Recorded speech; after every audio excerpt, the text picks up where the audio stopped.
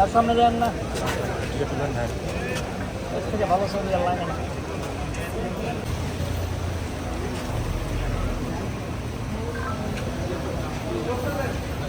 আপনারা ইতিমধ্যেই জানেন যে বাংলাদেশ জামাতে ইসলামের একটি টিম আজকে চীন সফরের উদ্দেশ্যে রওনা করবে। আমাদেরকে এয়ারপোর্টে বিদায় জানাতে এসেছেন চীনের মান্যবর রাষ্ট্রদূত। তিনি এখানে আমাদের সাথে উপস্থিত আছেন। আমরা এই সফরে বাংলাদেশ এবং চীনের মধ্যে বন্ধুত্বপূর্ণ যে সম্পর্ক আছে এটাকে আরও নতুন একটা মাত্রায় কীভাবে নিয়ে যাওয়া যায় সেই ব্যাপারে আলাপ আলোচনা করব। আমরা মূলত চীন সরকার এবং সিপিসি চীনা কমিউনিস্ট পার্টির দাওয়াতেই যাচ্ছি। আমরা সেখানে আগামীকাল থেকে 15 তারিখ পর্যন্ত অবস্থান করব। 15 তারিখ রাত্রে আমরা আবার বাংলাদেশের উদ্দেশ্যে রওনা করব ইনশাআল্লাহ।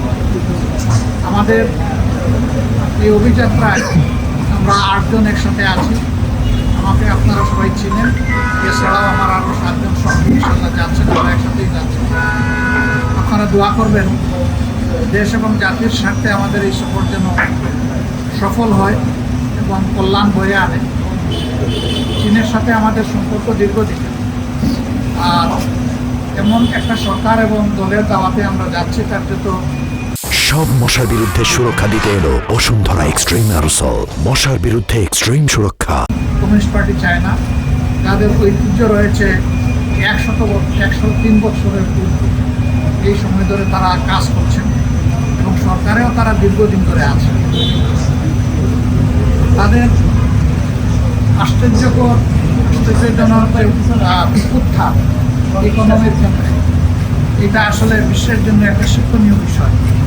এবং এটাও জানেন যে মোহাম্মদ রসুল্লাহ সাল্লাল্লাহু আলাইহি সাল্লামের এইরকম একটা কথা আছে, তোমরা জ্ঞান অর্জনের জন্য প্রয়োজনে শুধু চীন পর্যন্ত যাও।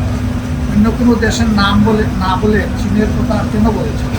নিশ্চয়ই তখনও চীন একটা পর্যায়ে ছিল শিক্ষা এবং তাদের ঐতিহ্যের দিক থেকে। আমরা আশা করি যে চীন থেকে আমরা ভালো কিছু জানব, আমরা তাদেরকে বুঝবো, তারাও আমাদেরকে জানার সুযোগ পাবেন। এবং এইভাবে পারস্পরিক যোগাযোগ যত বাড়বে, আমাদের আসা যাওয়া এবং একসাথে আমাদের ভিউজ এক্সচেঞ্জ এর মাধ্যমে আমরা আশা করছি যে সেখানে ভালো কিছু বাংলাদেশের জন্য হবে। আপনারা দোয়া করবেন। দেশের ভালোবাসা অন্তরে নিয়ে আমরা যাচ্ছি, মানুষের ভালোবাসা অন্তরে নিয়ে যাচ্ছি। সেই দেশের জন্য ভালো কিছু করেই যেন আমরা ফিরতে পারি। সবাইকে ধন্যবাদ।